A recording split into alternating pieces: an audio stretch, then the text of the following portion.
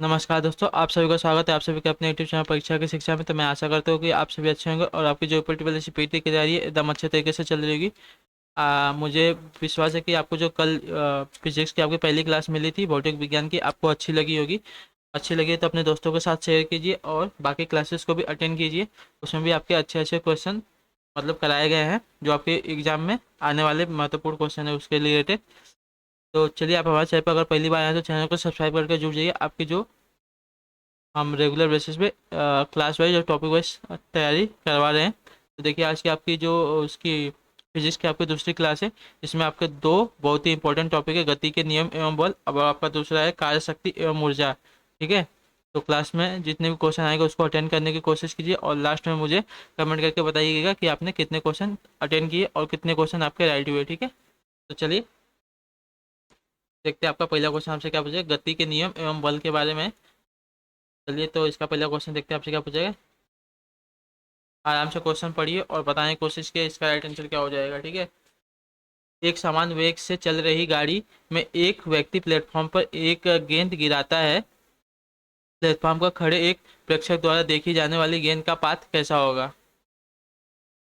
बताने की कोशिश की आपका राइट आंसर क्या हो जाएगा। एक समान वेग से चल रही गाड़ी में से एक व्यक्ति प्लेटफॉर्म पर गेंद गिराता है। प्लेटफॉर्म पर खड़े एक प्रेक्षक द्वारा देखी जाने वाली गेंद का पाथ कैसा होगा।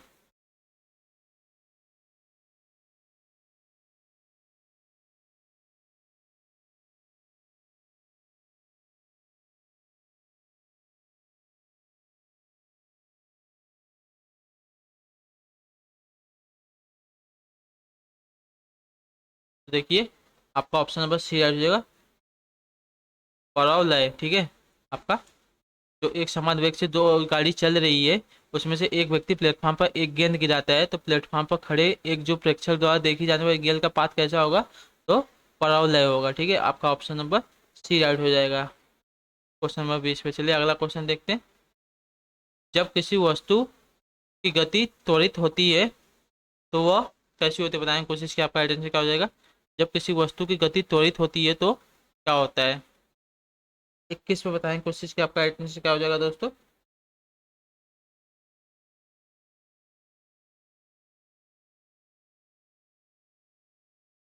जब किसी वस्तु की गति त्वरित होती है तो उस पर सदैव कोई बल कार्य करता है। ठीक है।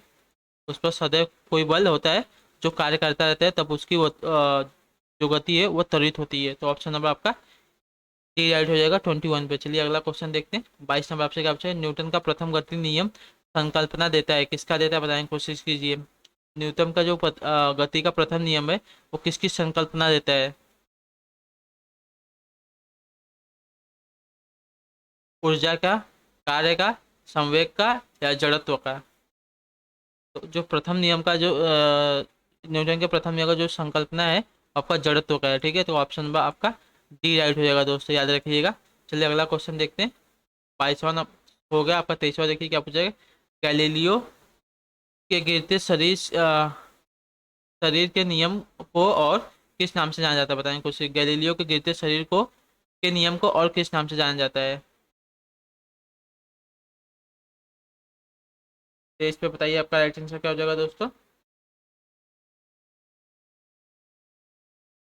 तो न्यूटन के प्रथम नियम के। ठीक है। गैलीलियो के गिरते शरीर के नियम को और न्यूटन के प्रथम नियम को एक समान जाना जाता है। तो ऑप्शन नंबर आपका बी राइट हो जाएगा दोस्तों। चलिए अगला क्वेश्चन देखते हैं। 24 नंबर आपसे क्या पूछेगा। रॉकेट किस सिद्धांत पर कार्य करता है। बताएं कुछ। जो रॉकेट होता है वो किस सिद्धांत पर कार्य करता है। 24 पे राइट आंसर बताइए आपका राइट आंसर क्या हो जाएगा। न्यूटन के तृतीय नियम पर, न्यूटन के प्रथम नियम पर, न्यूटन के द्वितीय नियम पर या आर्किमिडीज के सिद्धांत पर। तो रॉकेट आपका किसके सिद्धांत पर कार्य करता है बताने की कोशिश कीजिए। तो न्यूटन के तृतीय नियम पर। ठीक है। आपका ऑप्शन नंबर ए राइट हो जाएगा दोस्तों।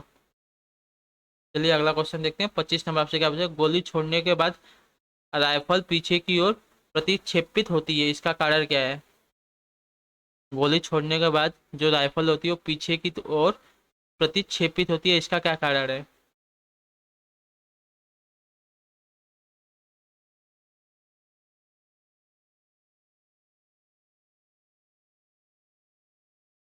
तो गति के तीसरे नियम के अनुसार, न्यूटन के गति के तीसरे नियम के अनुसार, जो राइफल के बाद जो गोली छोड़ने के बाद जो पीछे की ओर प्रतिक्षेपित होती है, इसके कारण होती है, न्यूटन के गति के तीसरे नियम के कारण। ठीक है। तो 25 पे आपका ऑप्शन नंबर बी ऐड हो जाएगा। चलिए नेक्स्ट क्वेश्चन 26 नंबर देखिए, क्या पूछा है। बॉल को लपकते समय एक क्रिकेट खिलाड़ी निम्नलिखित में से किसको कम करने के लिए अपना हाथ नीचे कर लेता है। बॉल को, संवेग को, आवेग को, या कैच करने का समय। बताने की कोशिश कीजिए। बॉल को लपकते समय यानी कि कैच करते समय एक खिलाड़ी होता है क्रिकेट का, वो किसको कम करने के लिए अपना हाथ नीचे कर लेता है। आवेग को। ठीक है, आपका ऑप्शन नंबर सी राइट हो जाएगा दोस्तों। आपका अगला प्रश्न देखिए। ब्रेक लगाने पर एक कार्य मुख्य रूप से बल के कारण रुक जाती है, किस बल के कारण, बताने की कोशिश कीजिए। ब्रेक लगाने पर एक कार मुख्य रूप से किस बल के कारण रुक जाती है। तो इस पे बताइए आपका राइट आंसर क्या हो जाएगा दोस्तों। तो घर्षण बल के कारण। ठीक है, आपका ऑप्शन नंबर सी राइट हो जाएगा दोस्तों। आपका अगला टॉपिक है कार्य शक्ति एवं ऊर्जा। ठीक है, चलिए तो इसका पहला क्वेश्चन देखते हैं आपसे क्या पूछा है।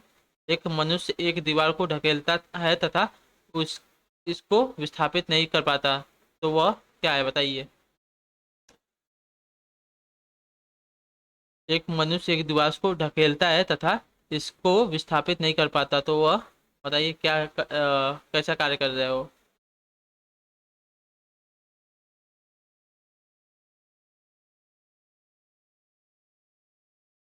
तो वह कोई कार्य नहीं करता। ठीक है, आपका ऑप्शन नंबर सी राइट हो जाएगा दोस्तों।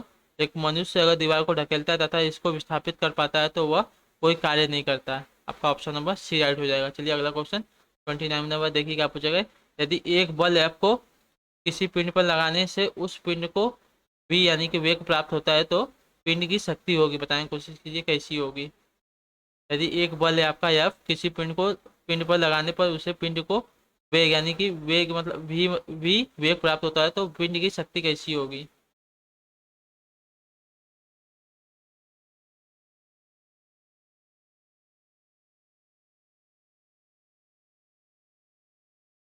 तो एफ भी होगी। ठीक है, आपका ऑप्शन नंबर सी राइट होगा। यदि किसी बल यानी कि एफ को किसी पिंड पर लगाएंगे, तो उस पिंड का जो वेग प्राप्त होगा वो आपका एफ भी हो जाएगा। ऑप्शन नंबर आपका सी राइट हो जाएगा दोस्तों। चलिए अगला क्वेश्चन देखते हैं। 30 नंबर आपसे क्या हो जाए। एक मशीन 500 जूल कार्य करती है, सॉरी, एक मशीन 500 जूल कार्य 100, सॉरी, एक मशीन 500 जूल कार्य 10 से में करती है, तो मशीन की शक्ति होगी। एक मशीन 500 जूल कार्य 10 से में करती है, तो मशीन की शक्ति होगी। क्वेश्चन लगता है आपका सही से नहीं दिया गया है पूरा का पूरा। बताइए इसका राइट आंसर क्या हो जाएगा। एक मशीन 500 जूल कार्य 10 से 10 से में करती है, तो 10 सेकेंड में करती है। यहाँ पे 10 सेकेंड देना चाहिए था इनको। एक मशीन 500 जूल कार्य 10 सेकेंड में करती है, तो मशीन की शक्ति कितनी होगी। बताइए इसका राइट आंसर क्या हो जाएगा।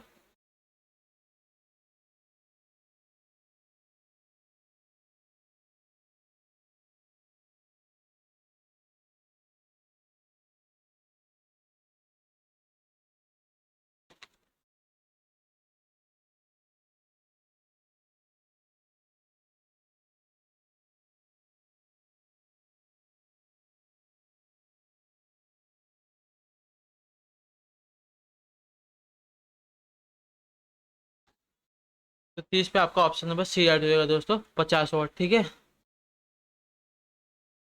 एक मशीन 500 जूल कार्य जो 10 सेकंड में करती है, तो मशीन की शक्ति कितनी होगी, 50 वाट। चलिए अगला क्वेश्चन देखते हैं क्या पूछा जाएगा।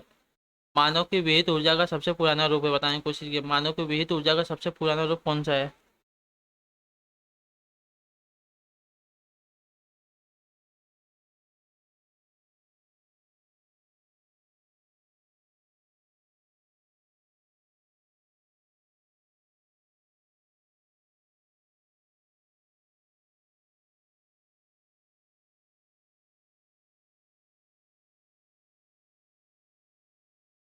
तो आपका ऑप्शन नंबर बी, सौर ऊर्जा राइट हो जाएगा। मानव की विद्युत ऊर्जा का सबसे पुराना रूप आपका सौर ऊर्जा है। ठीक है, चलिए अगला क्वेश्चन देखते हैं। वह 32 नंबर आपसे क्या पूछा, घड़ी की स्प्रिंग में भंडारित ऊर्जा कैसी होती है। तो ये 32 पे आपका आंसर क्या हो जाएगा, घड़ी की ऊर्जा में जो भंडारित ऊर्जा है वो कैसी है।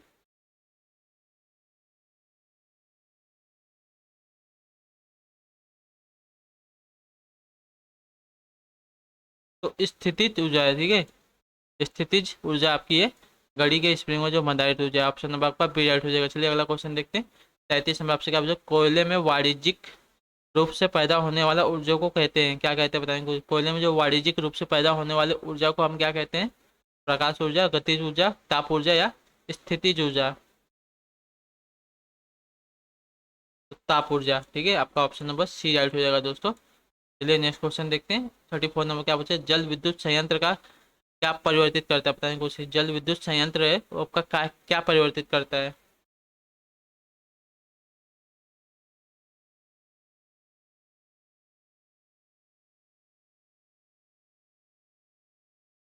तो जल विद्युत संयंत्र आपका गतिज ऊर्जा को विद्युत ऊर्जा में परिवर्तित करता है। तो ऑप्शन नंबर आपका ए राइट हो जाएगा दोस्तों, गतिज ऊर्जा से विद्युत ऊर्जा में परिवर्तित करता है आपका। चलिए अगला क्वेश्चन देखते हैं क्या पूछेगा। आखिरी क्वेश्चन है आपका, निम्नलिखित में से कौन सा उपकरण रासायनिक ऊर्जा को विद्युत ऊर्जा में परिवर्तित करता है। बताइए 35 का आंसर क्या हो जाएगा। कौन सा उपकरण रासायनिक ऊर्जा को विद्युत ऊर्जा में परिवर्तित करता है।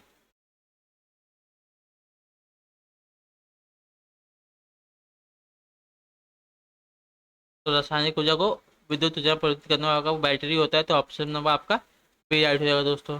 तो कमेंट करके बताइएगा आपको क्लास कैसी लगी। कोई भी डाउट हो, कोई भी कमेंट हो, आप हमें कमेंट करके कोई भी क्वेश्चन हमें कमेंट करके पूछ सकते हैं। और क्लास में जुड़ने के लिए आप सभी का बहुत बहुत शुक्रिया। आपसे मिलते हैं हम आपकी अगली क्लास में, तब तक के लिए टाटा बाय बाय, जय हिंद, जय भारत।